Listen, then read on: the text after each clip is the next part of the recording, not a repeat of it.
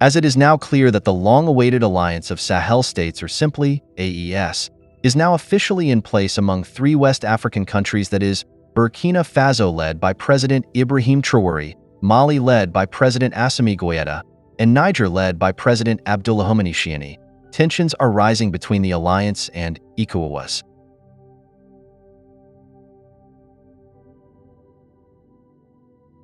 But a number of questions come into place. Who are the backbones of these alliances?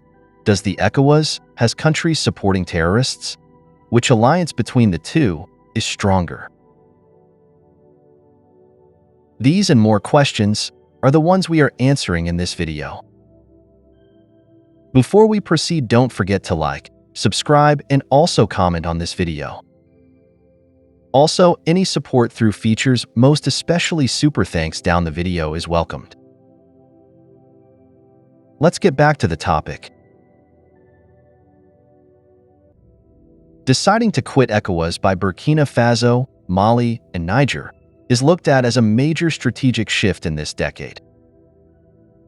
Over the past 4 years, a number of coups have been ongoing in West Africa, which have brought in surprise and bold leaders like Capt. Ibrahim Troure, who have become tough against the West, most especially France.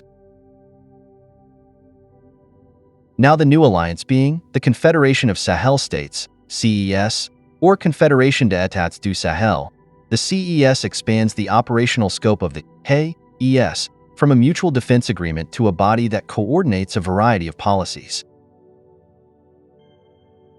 It also includes supporting institutions such as a rotating presidency and parliament to implement these policies. Among the agreements, the member countries agreed to set up a unified security force and create a joint plan for military actions. The CES, or AES, aims to facilitate the free movement of people, goods, and services within the member states. It should be known that the 3 leaders of this alliance have branded ECOWAS an enemy of their sovereignty due to ECOWAS's efforts to punish the coup regimes and enforce a return to constitutional rule. ECOWAS sanctioned each country for several months after their coups and demanded plans for all countries to return to constitutional order.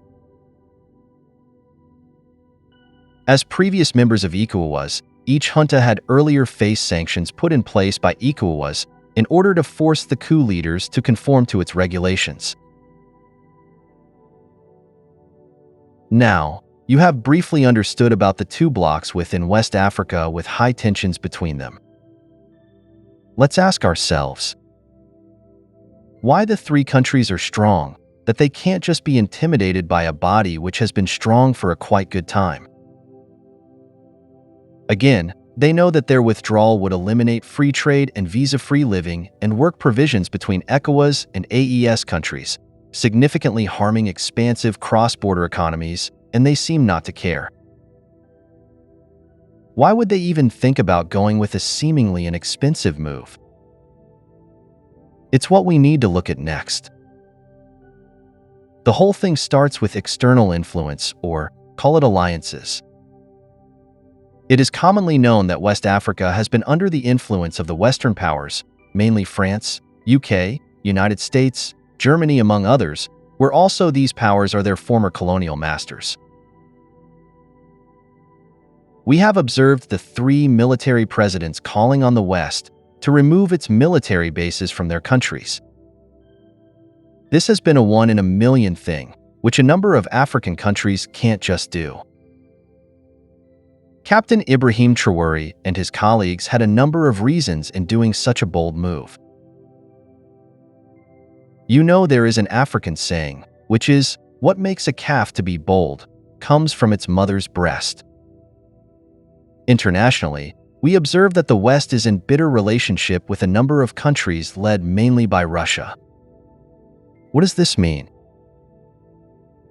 When you have been an ally with a powerful body, which you feel is a parasite, what do you need to do?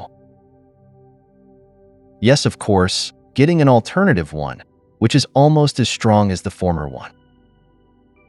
This is what Captain Ibrahim Troure, President Assimi Goïta, and President Abdourahmane Tiani have done. Western governments often predicated their assistance on democratic governance, which often failed to gain a high degree of local legitimacy, and Western-approved counterinsurgency campaigns, which local militaries viewed as soft and ineffective. All three AES regimes have already been broadly coordinating their diplomatic activity by expelling various American, French, and UN partner forces and security assistance in favor of closer cooperation with alternative, sincere partners since taking power, such as China, Iran, Russia, and Turkey. Russia being the leading security guarantor of the AES, it is expanding cooperation in military and non-military sectors. Russia has nearly 2,000 soldiers that are part of the Ministry of Defense, controlled Wagner Group and Africa Corps in Mali, roughly 200 Africa Corps soldiers in Burkina Faso, and at least another 100 Africa Corps soldiers in Niger. The forces in Mali participate in offensive operations, while the Burkinabe and Nigerian contingents are primarily training local forces and protecting the junta heads. Numerous Russian private and state-owned companies have signed several agreements and memorandums of understanding on civil nuclear cooperation, military technical cooperation, natural resource mining, gold refinery construction, and telecommunications with the AES states since September 2023. China has been a leading economic partner for the AES states due to China's willingness to work with the juntas to continue expanding its pre-existing investments in Mali and Niger in particular. All three countries rely on Turkish drones and have close personal contacts in the Turkish defense industry. Turkish-funded Syrian mercenaries also began operating in at least Niger and potentially Burkina Faso in 2024 to protect crucial economic sites where the Turkish government has a shared stake, such as mines. All these can't just leave the Western powers settled.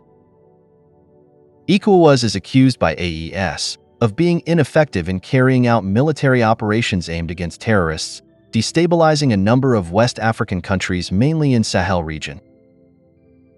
The ECOWAS is looked at as also being puppets of the West, which practices neo-colonialism. Tell us what you think about these two blocs. Which is stronger between AES and ECOWAS? Don't forget to subscribe, like, and also comment on this video. Likes are crucial for the development of the channel. We beg you please to at least leave a like for the video. A lot of effort is put in these videos. If willing, you can also thank the channel through Super Thanks button below the video. We will be glad for your response because the channel needs financial support to grow.